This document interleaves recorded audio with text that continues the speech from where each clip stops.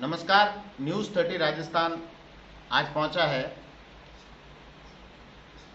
एक ऐसे ठिकाने में जिनके यहाँ पे एक ऐसे स्वाभिमानी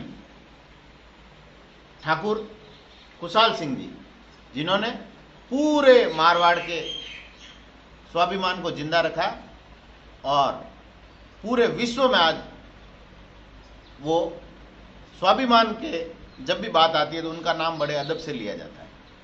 ठाकुर कुशाल सिंह जी आहुआ, उनकी हवेली में है हम आज, और हमारे साथ हैं आज उनके ही वंशज ठाकुर श्री पुष्पेंद्र सिंह जी।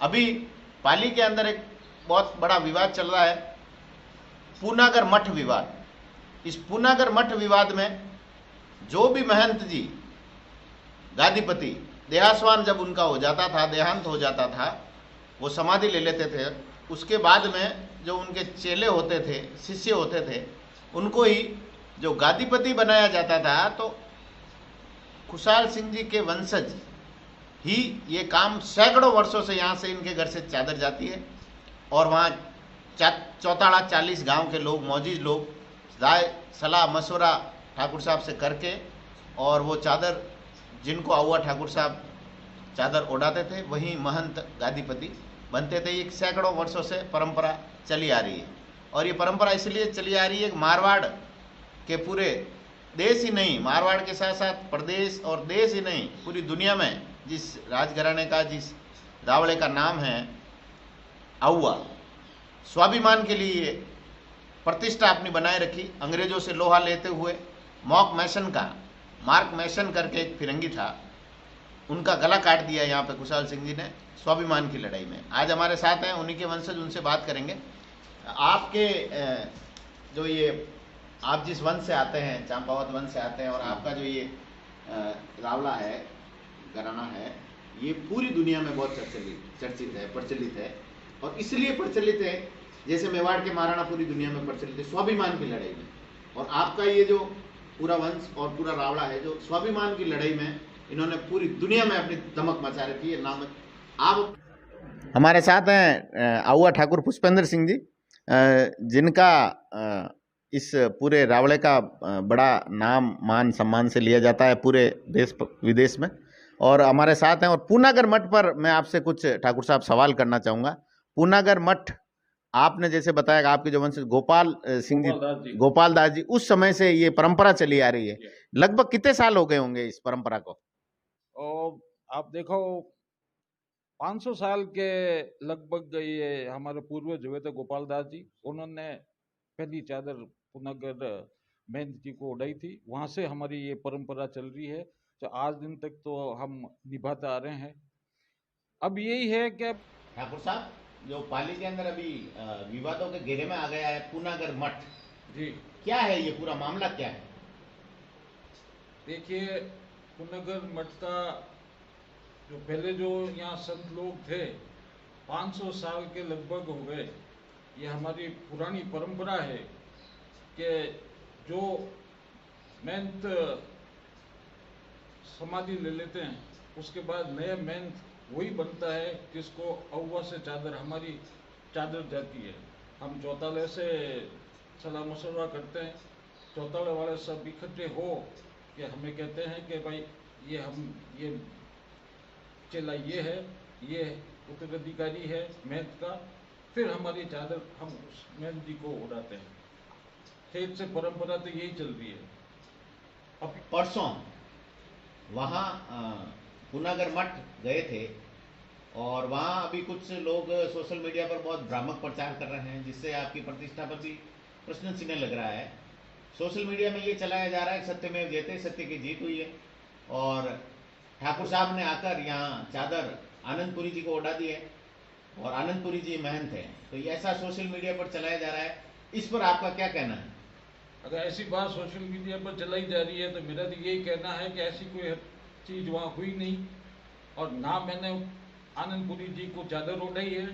मुझे तो यहाँ कहा गया कि वो मठ के पॉल के दरवाजे बंद है और सब यही कह रहे हैं, आनंदपुरी जी ये कह रहे हैं कि आहुआ से पुष्पेंद्र सिंह नहीं आएगा जब तक मैं ये दरवाजा नहीं खोलूंगा। तो मैं तो इस कारण गया था कि वहाँ मेरे जाने से अगर दरवाजा खुलता है तो लोग बाग जनता दर्शन के लिए जाती है तो उनको कोई असुविधा नहीं हो। तो मैं तो ये कहते दरवाजे खोलने के लिए वहाँ गया था। अगर इस बारे में अगर कोई सोशल मीडिया पर गलत प्रचार कर रहा है तो उसका मैं खंडन करता हूँ। मैंने किसी को चादर नहीं उठाई। जब तक चौताला पूरा इकट्ठा होगा और एक राय होके मुझे कहेंगे कि इसको उठानी है चादर, उसको मैं चादर उठाऊंगा। अब तो ये मर्जी से मैं जाके नहीं उठा सकता चादर, क्योंकि मेरी मन भी होगा तो भी मैं नहीं जाऊंगा। चौताले की बात रखूंगा मैं।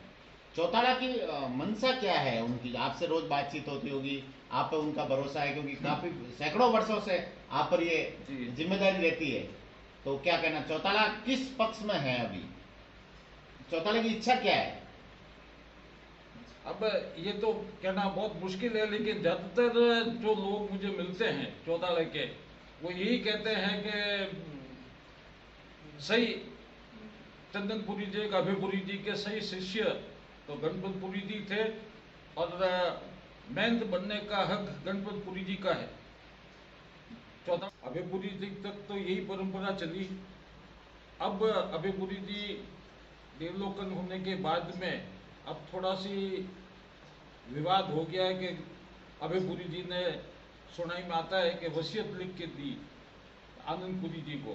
तो आनंदपुरी जी कहाँ के हैं वो हमें पता नहीं, चौताले वाले को भी पता नहीं। उनको लिख के दी है, चौताले वाले चाहते हैं कि गणपतपुरी जी है वहाँ, उनको उड़ाया जाए। ये इस विवाद के अंदर थोड़ा मामला अटका हुआ है चादर का। अभयपुरी जी जब यहाँ महंत थे तो उनके शिष्य कौन थे उनके पास में? जब तक मेरी जानकारी है, जब तक यहाँ उनकी सेवा करने के लिए तो गणपतपुरी जी थे। काफी सालों से आप काफी कब से साल जानते हैं गणपतपुरी जी को? गणपतपुरी में तो चंदनपुरी जी थे, जब से मैं गणपतपुरी जी को यही सेवा करते देख रहा हूँ। और आनंदपुरी जी को जो अभी अपने आनंदपुरी जी से तो मैं अभी अभी मिला हूँ। मैं बैठने के लिए गया था अभयपुरी जी के स्वर्गवास के बाद में। उस टाइम मैंने पहली बार आनंदपुरी जी के मैंने दर्शन किए। जो आनंदपुरी जी हैं, जी। जिन्होंने ये दावा किया है और वसीयत में, अभयपुरी जी की वसीयत, जी। और उसके बाद ये मठ में ये काबिज हुए हैं और काफ़ी लंबा चौड़ा विवाद हुआ, पुलिस प्रशासन सब वहाँ इकट्ठा हुआ, आप भी वहाँ गए और आपके लिए भी बहुत गलत शब्दों का उपयोग किया गया, असामाजिक तत्व। उस पर आप क्या कहना चाहते हैं? अब असामाजिक तत्व मैं हूँ नहीं हूँ ये तो हमारे जिलेवासी जानते होंगे कि कैसा हूँ। अगर कोई आदमी मेरे लिए ऐसे शब्द वापरता तो मैं तो यही कहूँगा कि भाई पता करके फिर आगे कुछ बात करो। मैं हूँ नहीं हूँ जो तो जनता जानती है, उनके कहने से तो क्या होगा। ठाकुर साहब, ये जो वसीयत, एक वसीयत की बात सामने आ रही है, आनंदपुरी जी ने एक वसीयत सामने लाई है और दावा किया है कि ये वसीयत अभयपुरी जी ने लिखी है। मुझे, आप भी कई सालों से, आपके पूरे परिवार, पूरा वंश इस 500 सालों से तो सीधा प्रत्यक्ष जुड़ा हुआ है इस मठ से। आपने कोई ऐसी पहले वसीयतें बनती देखी है क्या, या सुना है क्या ऐसी वसीयतों के बारे में, या ऐसे मठों की वसीयतें बनाई जा सकती है क्या?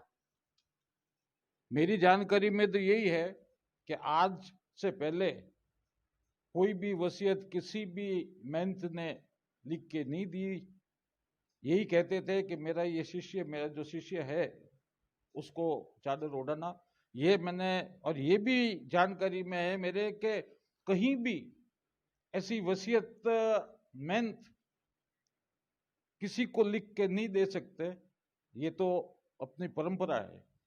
इसके पहले मैंने यहाँ ये आनंदपुरी जी को अभयपुरी जी ने लिख के दी होगी, वो मैटर मुझे, मेरे ध्यान में तो नहीं है कि उन्होंने कोई लिखी, मेरे सामने तो नहीं लिखी। लिखी होगी तो अभयपुरी जी ये जाने। और आनंदपुरी जी होनी तो नहीं चाहिए कि किसी को, मैं किसी को दूसरे को वसीयत लिख के दे।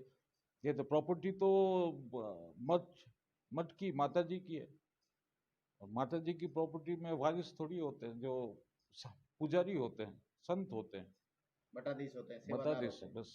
जो सेवा करते हैं यस। और उसको संरक्षित रखते हैं। यस।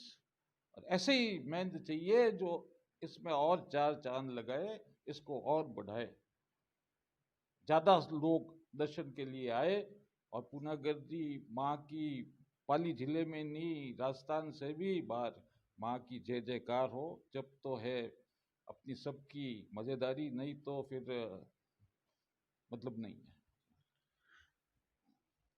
थोड़ा वेदना से बोले ठाकुर साहब के पूनागर मठ की जमीन है, कोई पहले मैंने कोई वसीयत देखी नहीं। चौताला पूरा ज्यादातर लोग गणपतपुरी के साथ है, उन्होंने सेवा की है, चंदनपुरी जी की, अभयपुरी जी की, और ऐसा होना नहीं चाहिए। बड़ा ये थोड़ा वेदना भी हुई इस प्रकार के, जब कोई फर्जी वसीयत वगैरह या जो भी वसीयत है वो जब सामने आती है। इन्होंने स्पष्ट कहा मैंने आज दिन तक ऐसी कोई वसीयत नहीं देखी, एक बात। दूसरी, हमारे 500 सालों से लगभग मेरे परिवार से परंपरा चल रही है, और चौताला से राय मशवरा करके जो गादीपति और महंत होते थे उनके देहास्वान हो जाना, दिवगंत हो जाते थे, वो समाधि ले लेते थे, तो उसके बाद में हमारे परिवार से चादर जाती थी, मशवरा करके उसी को गादीपति और महंत बनाया जाता था।